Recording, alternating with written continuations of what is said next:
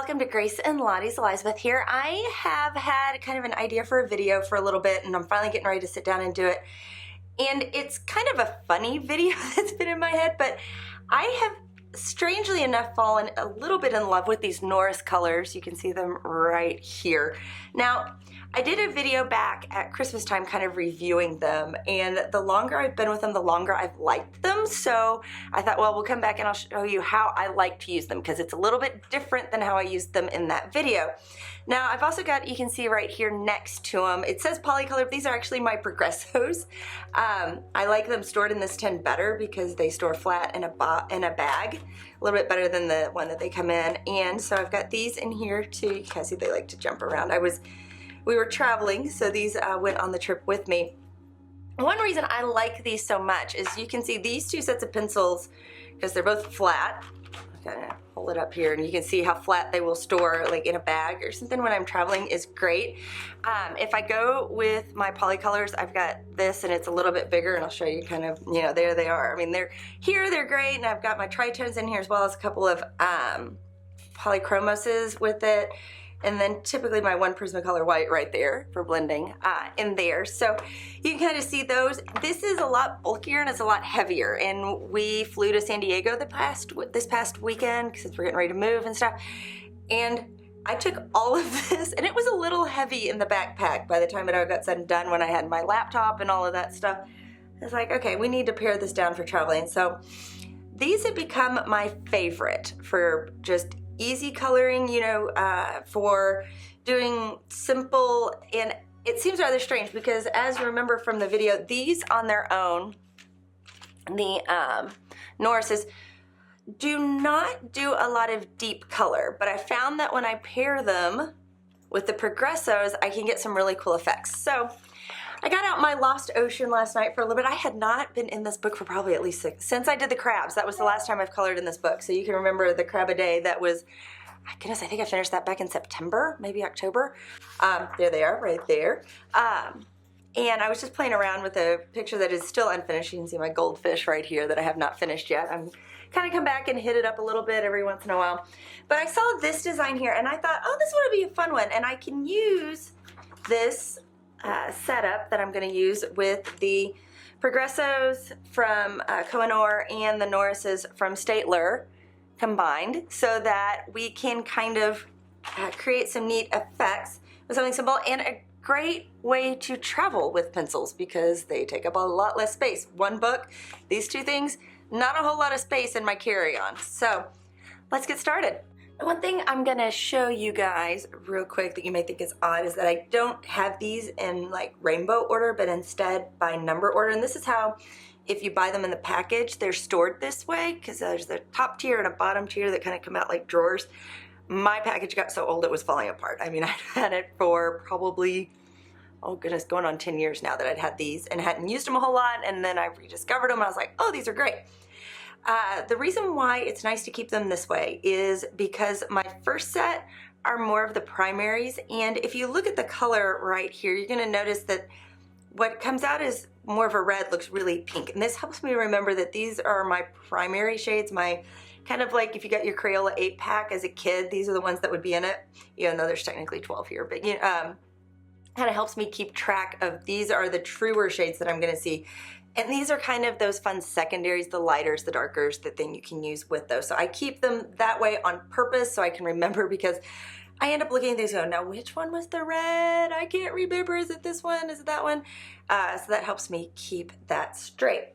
Now I've got them all nice and sharpened. I've got to meet with a Koh-I-Noor rep the other day, and that was pretty cool, talking with him at a local store. And I found out that the Progressos have the exact same core in the, or are basically the same thing that's in the core in the polycolors. So even though the numbers don't match up exactly, they are, if you read the names of the colors, the same pencil. So this yellow will match up with the same yellow that's in my polycolors. It's just, this is just the oil-based pigment part of the pencil. So that's pretty cool. I thought that was neat to know that they are matched. These are oil-based just like the polycolors. So I did not know that before. It's hard to find sometimes that information online. So found that out.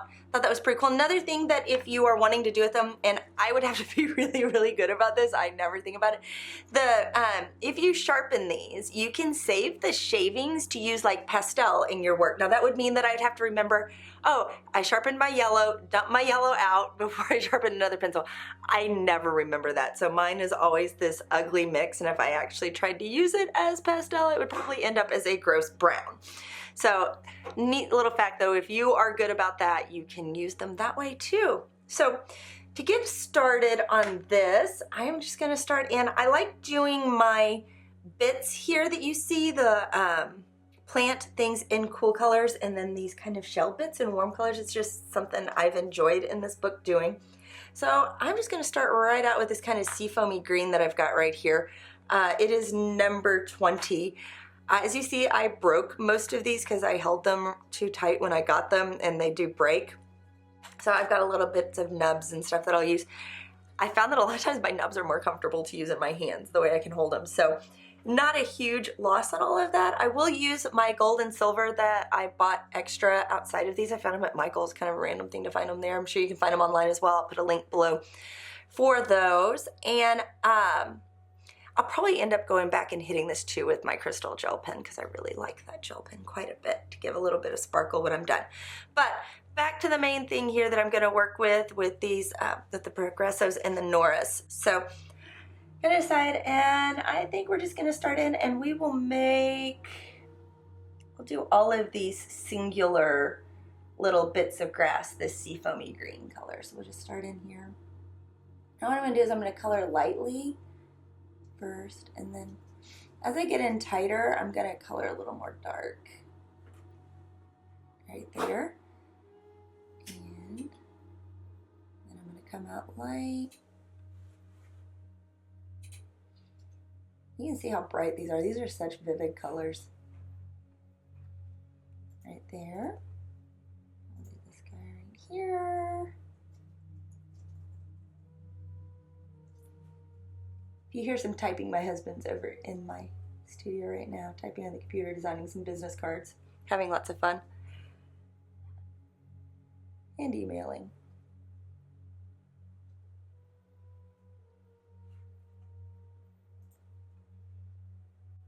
And I know here.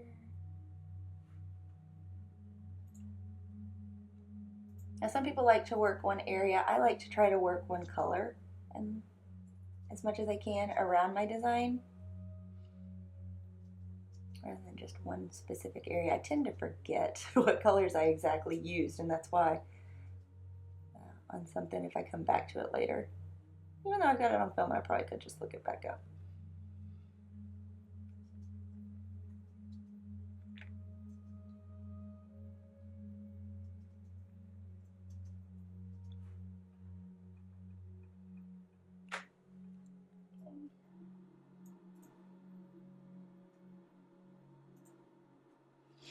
This center right here, I'm going to do that in gold or silver, so it's more ornament-like with this. Some of these I have done with this kind of seafoamy green color. It's actually one of the first pencils I got was this color in my polycolors, because I had this book and I liked this color so much. It's also one of my favorite background colors to use. Okay, got some grass right here. This little guy really tucked in there.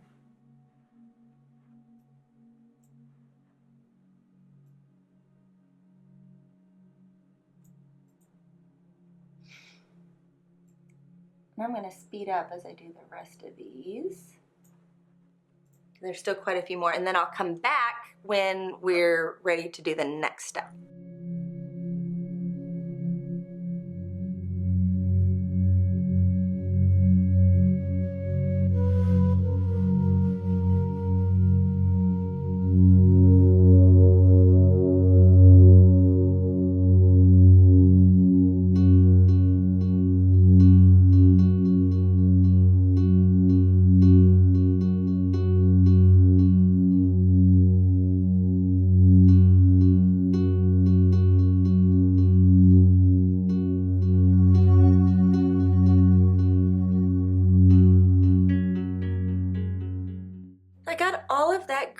put in. Now I'm going to go to the next step, and so I got a piece of scrap here so I can try out a couple of colors. Now, one fun color, and it's kind of this, I like to think of it as icky green, because it's kind of this weird kind of olivey shade, light olive right there, so you can kind of see it. I'm trying to decide. The Norises do not have that sea foamy green kind of color, so I've got to see what I'm thinking will work well. I think I may use this one. It's kind of got a little bit of blue in it. Oh, that's more true green. It looked like it had blue. This is the one I'm thinking right here. Sometimes it's hard to tell looking at the barrel. That's why I grabbed this piece of scrap. Yes, there you go. You're going to work. And I'm going to do this one in the deep edge that's inside, like down in here. And then I'm trying to decide what I want to do on the lighter edge. I may just use the white to kind of lighten it up, which obviously you're not going to see white on the white paper. So that's what I think I'm going to do. Now, what I like using these for, these are wax-based, but they're hard, and that's why they don't put down a whole lot of color. Well, hard and waxed-based means that I like these as blenders. So I can come in now and put this in, and the color just kind of really pops with it. So you can see there, I'm gonna come over here because the camera likes when I'm over here better. All right, in these deep pockets right here, and then kind of go a little lighter as I go towards the edge. Actually, you're kind of in shadow all there. So you kind of see how that works, like a blender to kind of smooth out my color right there. So this one's all in the background. I'm gonna shade him all in.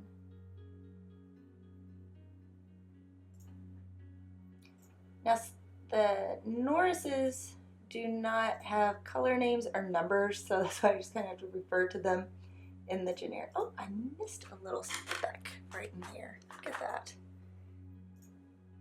I'm sure I'm not the only person that happens to. I end up finding later I missed a little one. I have to go back and catch up. You can see how cool that does for adding, because you can see a comparison between the two. And I'm going to come in and pull this with the white. Just finish that off. I think that it creates such a neat effect, and the colors become so vibrant using the two together. Plus, the Norises, even though they're not like the most vivid color, they feel great. I love the way these things feel. They feel great in your hand. I enjoy working with them just because, look at that, I missed some over here too. Can you tell I'm on cold medicine? Caught a cold on the plane. Can't keep track of what I'm doing.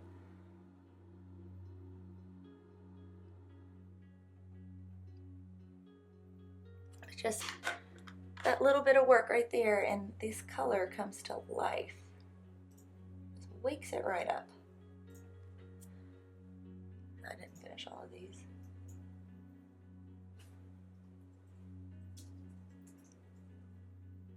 I discovered this in another coloring book that I have, that the paper is not as great, and it created crazy vivid color on paper that's not great, which is pretty cool thing to be able to do. And so I thought, oh, when we get in this one, it'll just be like, wow, wake up. So I'm gonna go ahead and do all of the rest of these. I'm gonna speed that up because it's gonna take a little while to do all of that, and then we'll come back to the next step.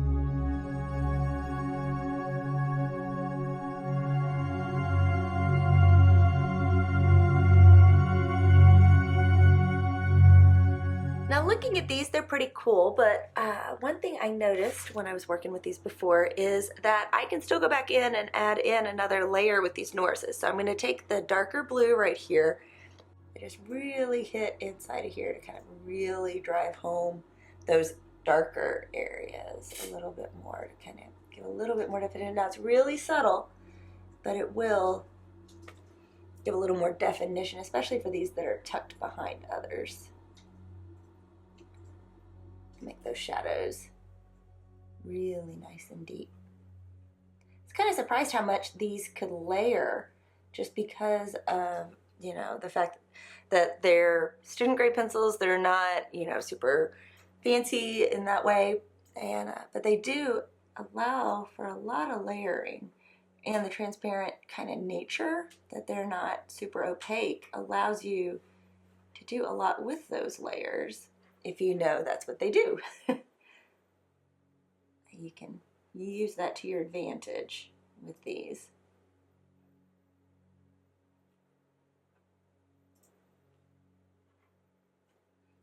Now I'm not hitting all of these with this darker layer. I'm only looking at the ones that are really kind of set back and darkening them up a little bit so that we're not a sea of just all one color in some of these areas. It's really kind of tucked back.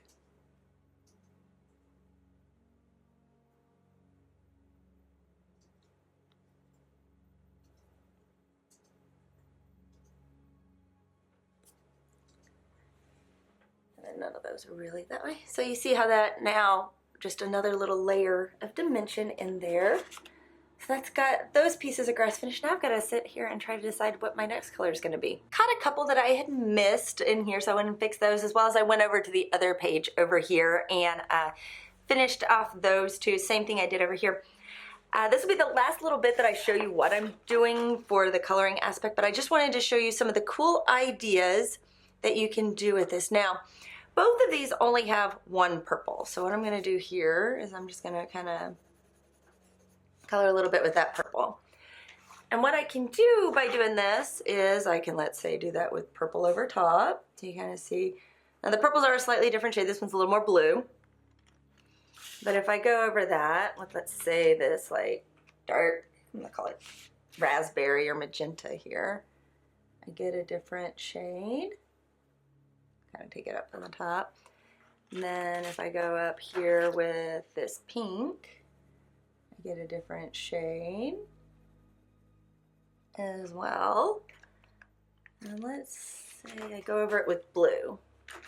So you can see by doing this, you know, I'm taking these two sets of 24 and I'm making them a whole lot of colors. So rather than having to need 100 and so colors, I just combine them in different ways and I get to fine tune the shade that I want, which is pretty cool with this, that I don't have to carry a whole lot and I can make a lot from them. Now there are some combinations you probably wouldn't do. You probably wouldn't combine, like, say, I'll show you this green right here with an orange. Let's see how great that looks.